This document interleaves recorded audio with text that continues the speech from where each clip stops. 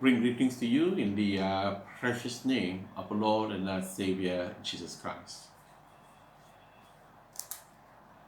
In life, we come across various kinds of people. Now, there are those who are very aggressive, very progressive, full of vision. They're always doing something. They're always on the move because they want to achieve something in life. For them, I must achieve something in life. So they don't mind sacrificing their sleep. They don't mind sacrificing their money. They don't mind sacrificing anything because for them, I must achieve something in life. So they are always on the move. And sometimes people say, hey, why are you knocking your head against the wall?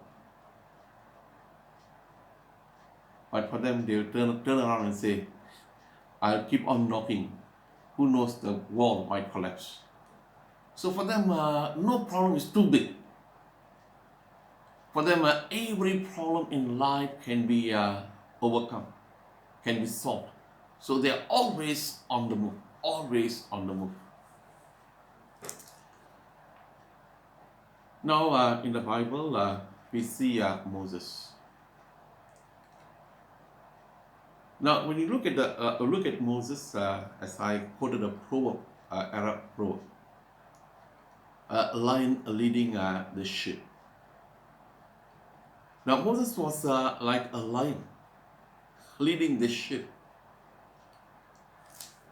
Now, God called Moses. Now, we've been looking at the life of Moses. And Moses, he was initially reluctant. He said, leave me alone. But then God said, no, you are returning. You are going back to Egypt. And then he submits himself and returns to Egypt. Now God was leading the people. Now Pharaoh had eventually, after all the plagues, after the last plague where the Egyptians lost their firstborn sons, now Pharaoh said, leave. Pharaoh said, leave. So the people of Israel left. There must have been a great rejoicing. They must have celebrated because finally they are being delivered from the oppression. They were just treated as slaves. And verse 20 of Exodus 13. Turn to Exodus 13, verse 21. By day the Lord went ahead of them in a pillar of cloud to guide them on their way, and by night in a pillar of fire to give them light, so that they could travel by day or night. Exodus 13, verse 21. So as the people of Israel, as they were moving, now they literally experienced the presence of God by day and by night. And it says, by day the Lord went ahead of them in a pillar of cloud to guide them on their way, and by night in a pillar of fire. Which means, now today we talk about walking by faith. They say walk by faith. But these Israelites, they were walking by sight. Now, by day there was this cloud, and by night there was this pillar of fire. So they were literally experiencing God's presence in their life. They saw God was with them. He was going in front of them. are leading them. And so we read in Exodus 14, the last verse of verse 8. Marching out boldly. They were marching out boldly because they literally saw the presence of God. They literally saw the presence of God. Now in life, we all can march boldly. There are a lot of people who march, they're very, very bold in their life. Only when things are all, when everything goes well. But when they are challenged, or when they face obstacle, suddenly this boldness will disappear. Because I've come across Christians, now they are full of cheer and they are full of faith. They will say, I will stand and I'll stand firm. Then when they are faced with challenges, or when something happens in their life, suddenly the boldness disappears. Now, in life, we will all face problems, challenges, obstacles. Now, it's a question of how we deal with these challenges. How do we deal with problems in our lives? This is what we're going to see later. When things are all fine, then we can truly sing, this is the day the Lord has made. Now can you imagine you've got an appointment, and then it is pouring, the rain is so heavy, just pouring. And then you go and start your car doesn't start. And then you're trying to call a Grab. You can't get a Grab. Will you be able to sing, this is the day the Lord has made? I will rejoice and be glad. Now, when we are faced with situations of that nature, then our faith is truly put to test. It's truly put to test. My faith has been, I've faced this kind of challenges. Sometimes I've fallen, only to go back to God and ask for forgiveness, to seek His strength, to stand up again.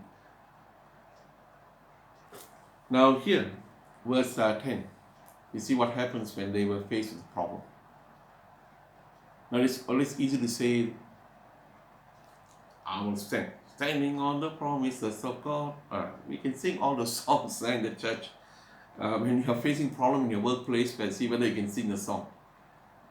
That's a real test of faith. Verse 10, as Pharaoh approached the Israelites, the Israelites looked up, and there were the Egyptians marching after them. I know they were boldly marching. They were boldly marching. And now, suddenly when they looked back, when they turned and saw there was the Pharaoh and his army, they were marching towards them. And they knew they were not coming to give them ration. They were not coming to bid them farewell. They were coming with murderous spirit, because they have all lost their firstborn sons. They must have come with that kind of anger. See, let us teach these Israelites a lesson. There was this soldiers behind, and in front was the sea. Now, when the Israelites, when they noticed, in front, sea, behind, Pharaoh. no escape. There's no escape route. Now, some of us, the minute we realize there's a problem, we try to escape. And some people are always trying. I'm not saying that you must look for problems, but problems will come looking for you. Problems will come looking for us. If you don't open the door, it will come through the window. Now, problems, as long as we are alive, you and I will face problems. You and I will face challenges. But sometimes we are in a situation, there's no escape route. There's no way that I can escape. There's no escape route. I'm caught. So what do people do? Go into depression. Of course, some people find they become enslaved to alcoholism because they feel that's the only way I can escape from all these problems that I'm facing in life. So people are always looking for, I don't blame. When we face problem, we want to run as fast as possible. But as Christians, sometimes we need to face the problems. I believe that we must learn to face problems. Now, you and I can find ourselves in situations when sometimes we are just left alone. Even those whom we trust can just leave us alone. They say, it's your problem, you're going to sort out the problem yourself. But you and I know that we've got a true friend, Jesus. All our friends can leave and run. But Jesus will never, never, never, never leave and run. He will always stand beside us. Now, the Israelites were terrified. They were totally terrified. Now, I read for you. As Pharaoh approached, the Israelites looked up, and there were the Egyptians marching after them. They were terrified and cried out to the Lord. Then they said to Moses, was it because there was no graves in Egypt? Now they're turning their anger to Moses. They were terrified. Bible says they cried out. Now they're turning their anger towards Moses. I say Moses is a good leader. I sincerely hope we have leaders like Moses. Very humble man. He never craved for self-glory. He had the interest of the people of Israel in his heart, despite of all the problems they gave him. Fantastic leader. Despite of all the grumbling and complaining, he had their interest at heart. I like to have leaders. I like to be like Moses. Personally, I like to be like Moses. I pray God will grant me that kind of wisdom, strength to be like Moses. Even if I can be a 10% like Moses, I'll be grateful to God. Now people start grumbling. They start throwing their anger on Moses. So what did Moses do? Did he shout back to them? And then he could say, hey, I didn't bring you out, God. Moses answered the people, do not be afraid. Verse 13, do not be afraid. The fear is something that can actually rob us of the peace of God. Now we can, today a lot of people are living in fear. Now I have my own conviction. Today people are literally living our lives, we live in a kind of bondage. Now today when I talk to anyone about COVID, they are actually, you can see that fear in their eyes. Sometimes I ask God, what has happened to our Almighty God? I really ask myself, is our God gone only? Because we've been hearing so much about COVID. So we try to rationalize, and the cause of rationalizing, we have all fallen slave to fear. Fear can come in many different disguises and rob us of our peace. Now the people were terrified, but Moses was not terrified. Moses was not terrified. He did not tell the people, let's run. No, Moses was not terrified. What did Moses say? Do not be afraid. Stand firm. Always believe when you are facing a problem, stand firm. Don't run. When the soldiers of Israel were terrified at the sight of Goliath, David took his stand. He approached Goliath. Goliath was a huge, experienced soldier. But David had someone even more experienced. Someone even bigger than Goliath. Your God and my God. Do we believe that? Moses believed that. Moses believed that they did not fear. Because it was not he, it was not his plan. It was God was leading them out of Egypt. God had promised that he will take them into the promised land. He knew that God can be trusted.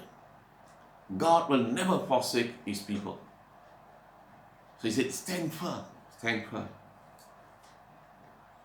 And you will see the deliverance of the Lord will bring you today. It is only when we are prepared to stand firm can we see the deliverance that God brings. If we are running, we are running. As long as we keep running, you will never experience the power of God in your life. We need to stand firm and face the adversary. We need to stand firm and face our problems. And Moses said, the deliverance. The Egyptians you see today, you will never see again. The Lord will fight for you.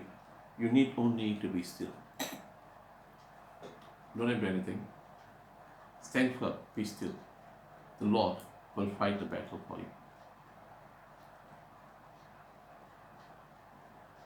Verse 15. Then the Lord said to Moses, why are you crying out to me? Tell the Israelites to move on. Now can you imagine? Now it's nice to read the Bible, and if you and I were in that situation, we would ask, move on where, Moses? We move on in front, that's the sea. We cannot go back. Move in which direction? But when God says move on, we just move on. God told Abraham, leave your family and move. God did not tell him whether he's taking him to Singapore or Nepal. He said, just leave and move. I will lead you. Sometimes we just need to put our trust in God and keep moving. There are a lot of examples in the Bible. Now sometimes as humans we want to rationalize, we want to know before we do anything. But God says, I know what I'm doing. I have a plan for you. I have a plan for the church. Now just trust and move. We say, God, there's Red Sea in front, there's Pharaoh's soldiers behind. God says, move on. And he says, now tell the people of Israel to move on. Raise your staff and stretch out your hand over the sea.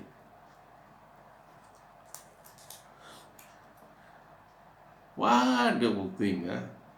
If at least there's a fleet of sheep to carry these Israelites across, that's fine. God says, raise your staff.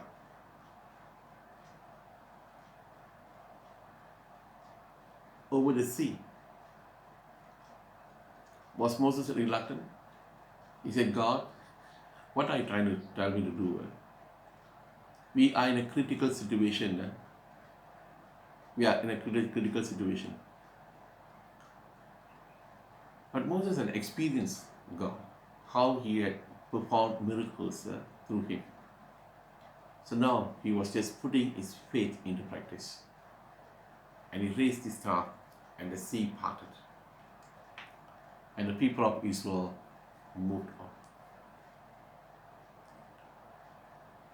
Now sometimes we cannot understand how God works. Sometimes we try to rationalize. That's a problem. We try to rationalize. We try to put God into the thinking box of ours. We think this how God can work, this how God should work. God says, no, no, no. I'm bigger than your box. The way that I deal with issues, the way I do things is beyond your imagination. Just trust and follow, and I will go before you. The message I want to give you is, leave with you today is, don't run from problems. We don't look for problems. We must be wise not to look for problems, not to create problems. But when we are faced with problems, we must learn to deal with the problems. For God has said, I will never leave you nor forsake you. Be faithful to God, trust God, and stand firm. And you will see the deliverance of the Lord in your life.